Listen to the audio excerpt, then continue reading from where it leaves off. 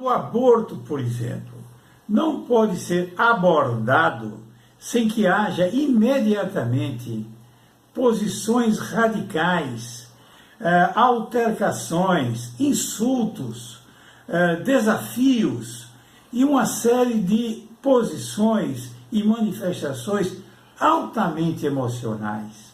Por exemplo, dentro desse tão amplo tema do aborto, e os defensores do aborto argumentam que não se sabe quando começa a vida. Há uma indefinição, que é um dogma religioso, que a vida começa no feto, ou coisa que o valha. Adotam esse tipo de argumento. Ora, se todos os homens de boa vontade, sejam eles contra ou a favor do aborto nessas circunstâncias, tivessem uma visão científica do que acontece com esse ser que está no útero de uma mulher, que é o feto, ele não diria, essa questão não seria discutida. Porque todos nós sabemos que a pergunta quando a vida começou remonta a 4,5, 3,5 bilhões de anos atrás, quando a vida começou a aparecer no fundo dos oceanos, sob formas de bactérias eucariontes, quer dizer, sem núcleo. Começou aquelas bactérias primitivas e que vieram evoluindo ininterruptamente. Então este foi o começo.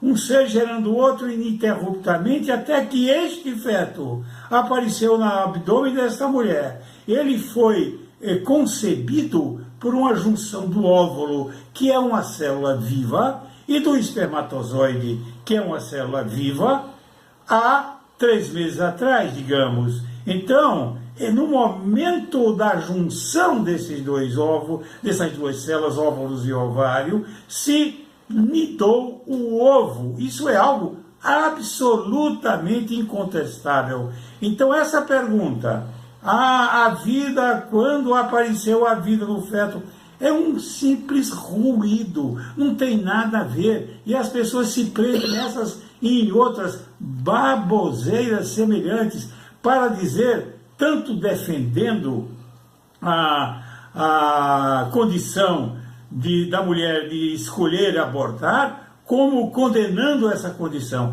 Então não há absolutamente uma visão isenta, baseada em quê? Na ciência, pura e simplesmente na ciência. Então nós sabemos que aquele ser que jaz no útero de uma mulher é um ser vivo, e é vivo desde a hora em que foi concebido dentro do útero. Esse ser, ele tem, por outra noção científica, todo um potencial genético, os seus cromossomas estão todos ali, de ser um rapaz de olhos negros, cabelos encaracolados, pele escura, daqui a 18 anos... Então existe já toda uma pré-determinação genética, aquilo é um ser vivo, e os cromossomos nos dizem um ser vivo da espécie Homo sapiens sapiens, ou seja, um ser humano.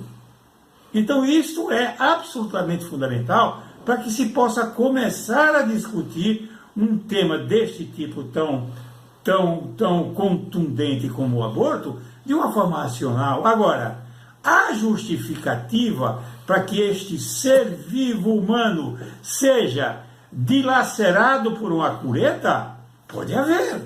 Tanto pode haver que a lei brasileira, que é considerada absolutamente restritiva contra o aborto, concede a possibilidade de assassinar esse ser vivo quando ele for fruto de um estupro, para o qual ele, feto, não contribuiu, não tem culpa nem merece castigo, mas a sociedade, acertadamente, digo eu, a minha opinião, acha que não pode haver um cataclisma para uma mulher que foi estuprada e que tem que conceber durante 9 meses o produto do seu sofrimento, da sua humilhação, então é um assassinato justificável, assim como o feto anencéfalo, que não lidará, que não medrará, porque é impossível viver sem cérebro, também está justificado que uma mulher não porte este ser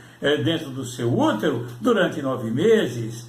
E então, quando há uma alternativa entre a mãe, a vida da mãe e a vida do feto, todos aceitam, eu inclusive, que está justificado este assassinato do feto. Então, a primeira questão aí, estou dando só um mero exemplo, é que a própria ciência nos encarrega de mostrar que aquilo é um ser vivo, que aquele ser vivo será transformado num adulto com determinadas características, mas que, frente às circunstâncias Y e Z, poderá estar justificado o seu assassinato. Só que nós temos que dar o nome aos bois. É um assassinato de fato, não é outra coisa. O corpo da mulher, ela não se divide em cabeça, corpo e membro, é feto. Não, o feto é um ser independente, e quando diz que a mulher é dona do próprio corpo, todos concordamos, todas as pessoas de boa fé, de boa vontade, só que o corpo dela não é o feto. Ela tem inclusive direito a não querer gerar um feto, a querer tirar seu útero, fazer uma esterectomia para não ter filhos, a laquear suas trompas, mas isso é o corpo dela, o feto é outra coisa. Então, neste diapasão, nessa ordem de ideias, se fosse possível se discutir numa assembleia coisas desse tipo, então todos passassem agora, imaginem isso, todos passassem a discutir as circunstâncias em que este feto poderia ser assassinado. A coisa poderia evoluir, porque, como eu já disse, isso não pode causar espécie nem estranheza, uma vez que todos aceitam a morte do feto em determinadas circunstâncias, como eu citei agora 3. E o assassinato em geral é aceito em outras circunstâncias. Por exemplo, a legítima defesa, por exemplo, as guerras.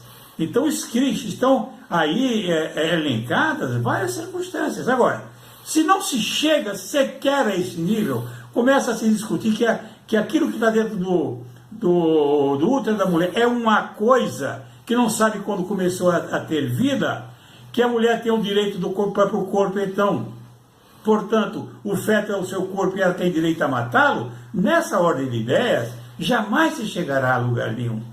Se nós colocarmos o nome aos bois, seremos inelutavelmente levados ao bom senso, como a humanidade vem caminhando há milhões de anos, milhares de anos, há milhares de anos, há 200 mil anos que o Homo sapiens sapiens vagueia por esse ambiente ancestral que é a Terra, primeiro na África, depois na Europa, depois nas Américas, e que se aperfeiçoa nas suas relações. Antigamente, como era antigamente? Era um caos total, as guerras intertribais, ou as crueldades. Hoje, acontece qualquer coisa desse tipo, há um protesto internacional, há uma tomada de posição. Obviamente que nós temos muito caminho a andar. Mas como chegamos aqui?